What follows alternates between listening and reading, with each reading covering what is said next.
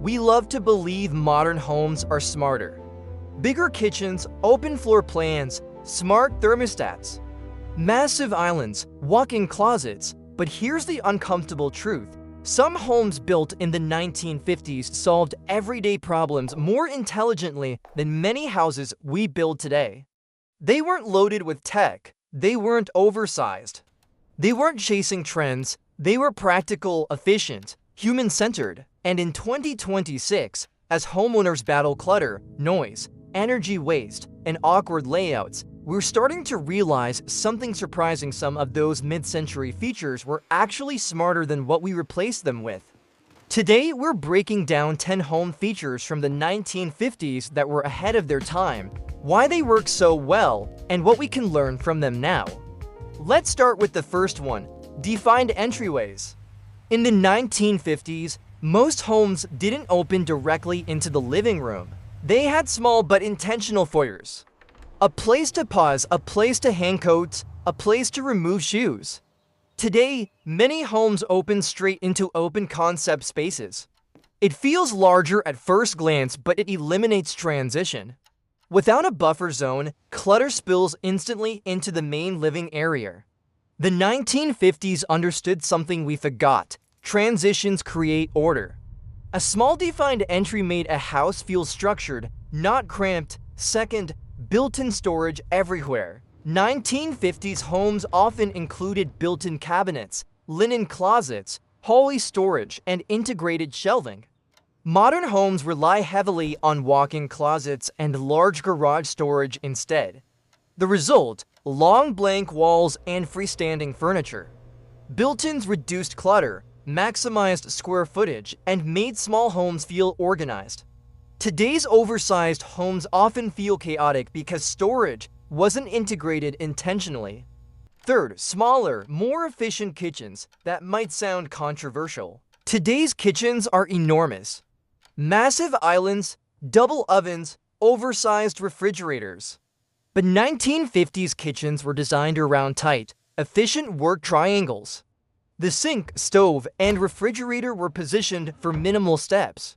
You didn't walk 10 feet to grab a utensil. Everything was within reach. Modern kitchens often prioritize size over ergonomics. Bigger isn't always smarter. Fourth, separate rooms with doors. The 1950s valued defined spaces. Living room, dining room, kitchen, bedrooms. Each had walls and doors. Today's open plans look impressive, but they come with noise travel, limited privacy, and constant visibility of mess. During remote work and multi-generational living, homeowners are rediscovering the value of acoustic separation. Doors aren't outdated, they're flexible. Fifth, laundry chutes, simple, mechanical, effective. Instead of carrying laundry baskets downstairs, clothing traveled through a vertical chute. We eliminated them largely due to code changes and safety concerns, but the concept solved a daily friction point. Modern homes often require hauling heavy loads across levels. Sixth, whole house fans. Before central air became standard, many homes installed attic-mounted fans that pulled cool evening air through open windows. It reduced energy use dramatically. Today, we rely heavily on fixed systems, even in mild climates. Passive cooling strategies were built into design rather than added mechanically. Seventh, solid wood cabinetry and doors. 1950s construction often used solid materials. Yes, styles varied, but durability was high. Many cabinets from that era are still structurally sound today. Modern builder-grade cabinetry often relies on particle board and veneers to cut costs. Longevity has shifted toward appearance rather than structure. Eighth, modest square footage with smarter layout. The average 1950s home was significantly smaller than today's new builds. Yet many felt comfortable because space was allocated intentionally.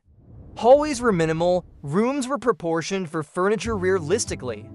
Today's larger homes sometimes waste square footage in oversized circulation areas or dramatic but underused spaces.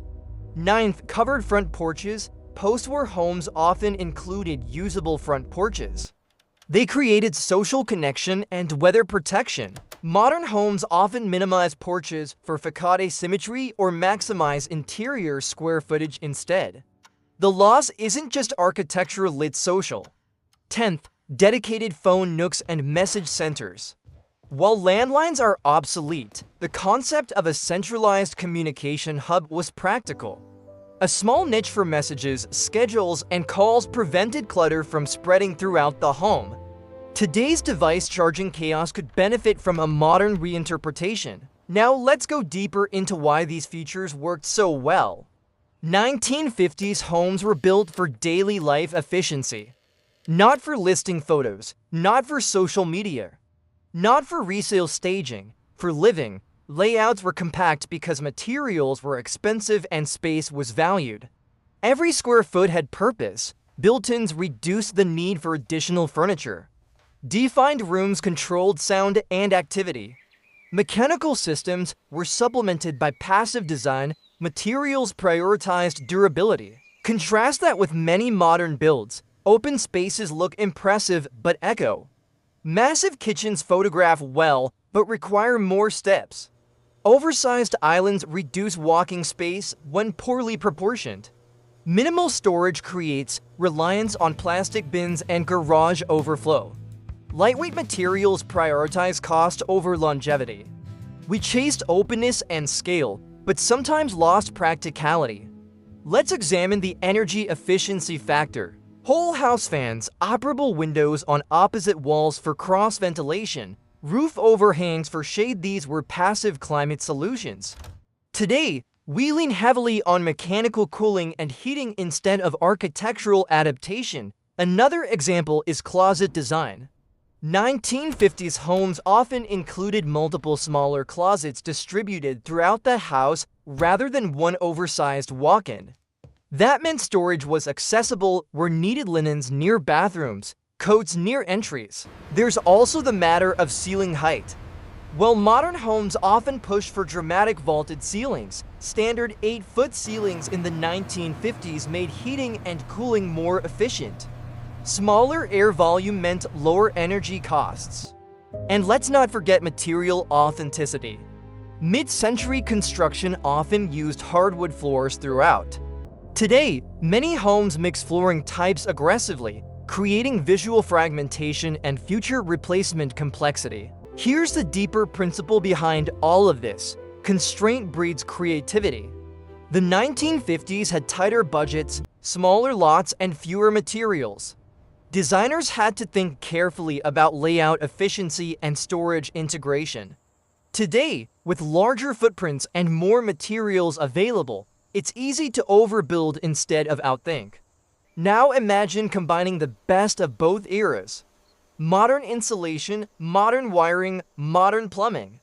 But with 1950s layout efficiency, built-in storage, defined zones, passive ventilation, durable materials, covered porches, smart transitions. That hybrid approach would outperform many new builds. There's also a resale perspective here.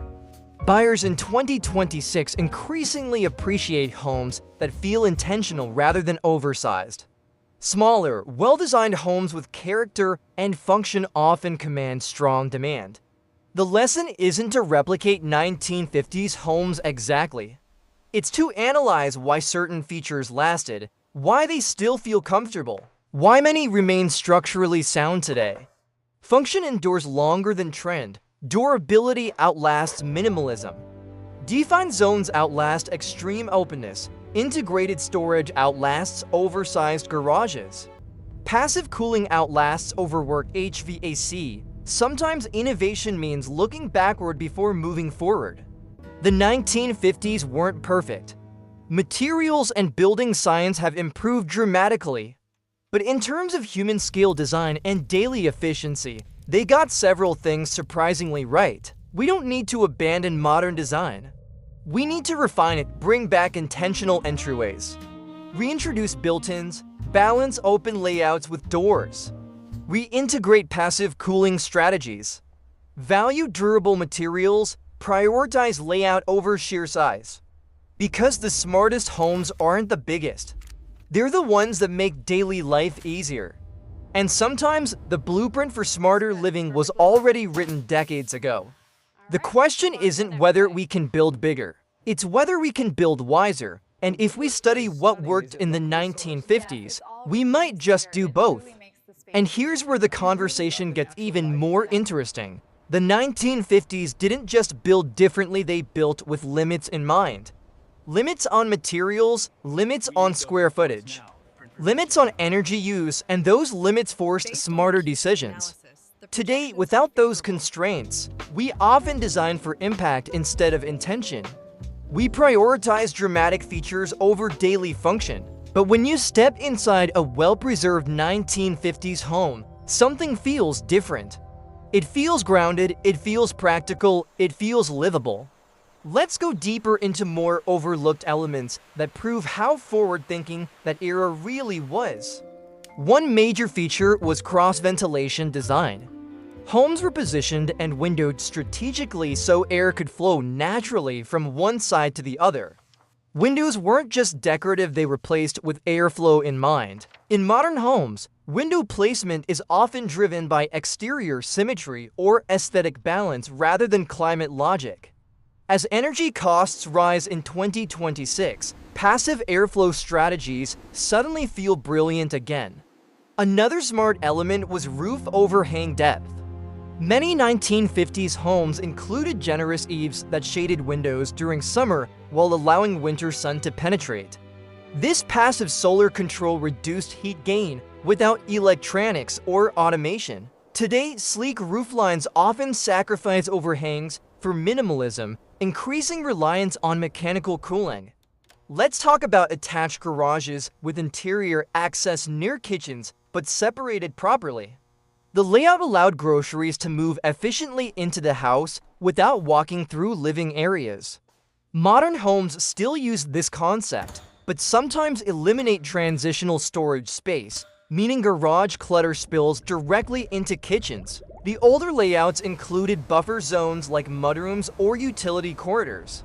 Another brilliant feature was centralized plumbing walls. Bathrooms and kitchens were often stacked or placed back-to-back to minimize plumbing runs. That made construction efficient and repairs simpler. Today's sprawling layouts can spread plumbing across long distances, increasing complexity and cost. Now consider durable exterior materials. Brick, solid wood siding, and thick plaster walls were common. While not maintenance-free, they aged gracefully. Many modern homes rely on thinner veneers or composite materials that can deteriorate faster if not installed perfectly. There's also something to be said about modest bedroom sizes.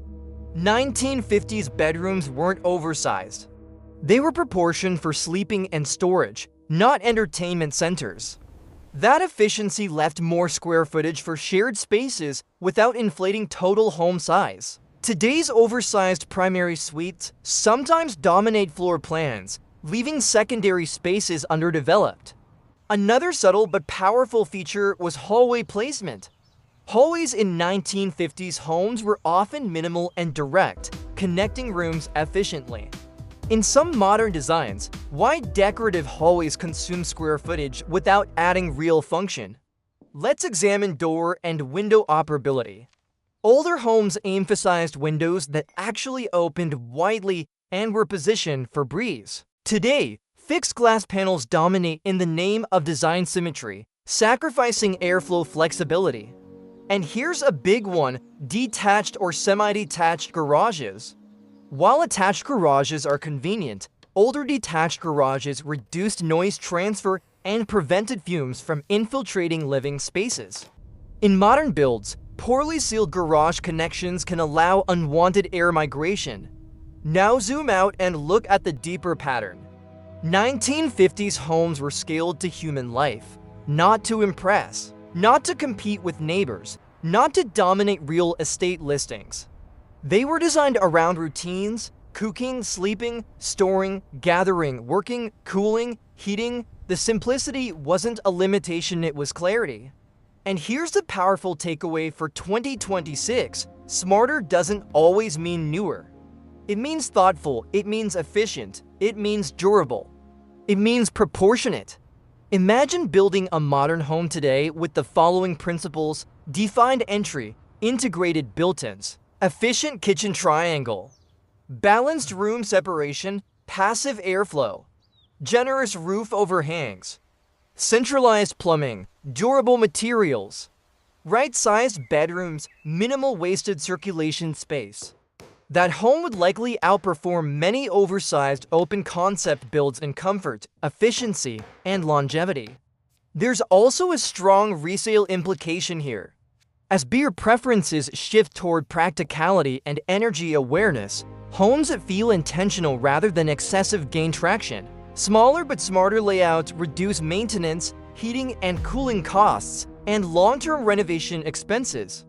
The 1950s didn't have smart thermostats, but they understood orientation. They didn't have motion sensor lighting, but they used windows intelligently. They didn't have engineered quartz, but they used solid wood that lasted generations.